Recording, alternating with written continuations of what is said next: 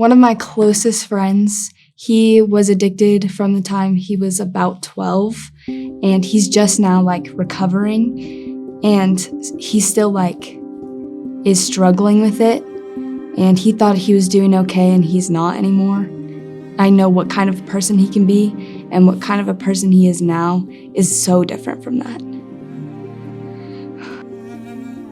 I am a senior in high school, so I've been to parties and I've been to those atmospheres. It was impacting me it was that's where I'm gonna end up, or that's what I was destined to do because that's how I grew up. Alcohol, drugs, vaping is a big problem, and it's sad because you see so many people go to that when there's so many other things they can go to. When I talk with my friends and family or whoever on drugs and alcohol, it can be a really tough conversation to have with them, just because that topic is hard to talk about when somebody is using those things and doesn't necessarily see the wrong.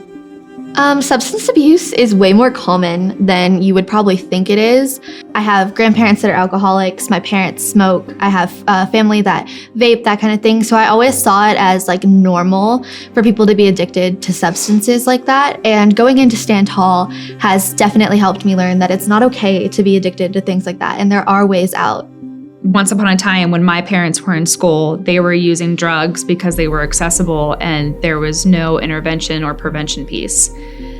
The beauty of 2021 is there are those resources available. There are those prevention intervention pieces. There's Empower Youth groups. They're all over. And I think that's what gives me hope. And that's what gives me reassurance that we're doing the right thing. Before the coalition, I already knew that drugs weren't good, but that was only from things I've heard from outside sources, like my parents telling me oh, don't do this, or at school when they're telling me don't do it, but I never really knew why for sure. Through my work in the coalition, I have learned that not only will it affect your body, it can also affect your mental health. And it can cause, especially in teens, depression, anxiety, and several other mental disorders. So through my participation, I've learned that even the people that you don't think are doing stuff could be doing the slightest bit and are just trying to help cope with something that's happening at home or relationships that they're struggling with, but you have no idea what's going on in their home life. Throughout my time with the coalition, I've learned a lot of the side effects and other things that drugs can do to you and people around you. With the knowledge that I've been able to receive from this, I've been able to help other people that I know personally, not just elementary kids, but whether it's family or friends. They've come to me with questions why you shouldn't do drugs or specific things as to what they can do to you. So I've been able to help people along the way, don't do drugs and this is why. Yeah, I'm definitely have a lot more knowledge about what I need to do and how I need to explain it to people, especially with how it affects your brain and memory. If you smoke weed, it actually affects the hippocampus. So if you are high at school, you actually are going to have a harder time learning new things because the hippocampus is a huge part of the memory system. So a lot of kids who are constantly using marijuana tend to do worse at school, which stunts their growth in life, not just their brain. We are losing way too many kids to substance use. We have to do something about this. We're here for that. We're here to give them a voice if they want a voice. We're here to give them tools if they want tools. And we're here to give them those resources if they need those to stop, to quit, to get help for their family members. Maybe it's not the student, maybe it's the family member, maybe it's a parent, right? Giving them those tools and that access to help. That's what we have now that we didn't have before. Last February, we went to Washington, D.C., which was probably one of the most exciting things I've ever done in my life. We got to see some incredible sights. We got to experience some incredible things. So this honestly has changed my point of view.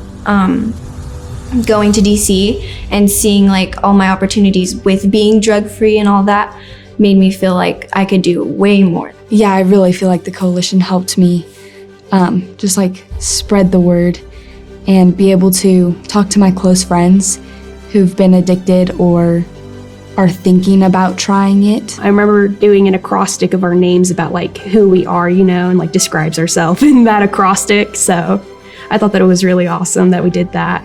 And yeah, I did meet some new people. I also made a lot of friends too. The coalition's giving me Well, they've given me resources like websites and phone numbers, and really the biggest thing is knowledge. Like, you can go really far when you know a thing or two about something, and it gives you more credibility. We got to set a lot of new goals and like learn a bunch of new stuff about like drug use, vaping, and like percentages, which I think is really cool. It is an amazing program, and it will help you through the years that you stay into it and even after. It teaches you amazing things, like how you can be healthy and be the best you can be while also teaching others the same way. Even though like I've just started and I'm still learning, I definitely am starting to feel more comfortable on how to talk on this subject. It's definitely worth it. It can teach you so many different things and teach you how to help others around you and yourself. So I really benefited from this coalition, and I'm really happy that I took part in this. Thinking about like my little brother, it's really scary to think that he might be pressured into like using all types of drugs or like substances.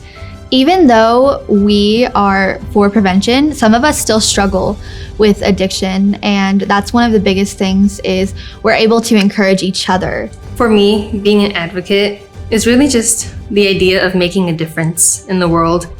Like, I have friends at school, and just I know people in general where they've been affected, whether it's like firsthand or secondhand, and I've seen the effects it can have, and I really want to make that difference, to tell people like why it's not good for you, and I want people to be able to know that it's okay to make the change and that there is help for them.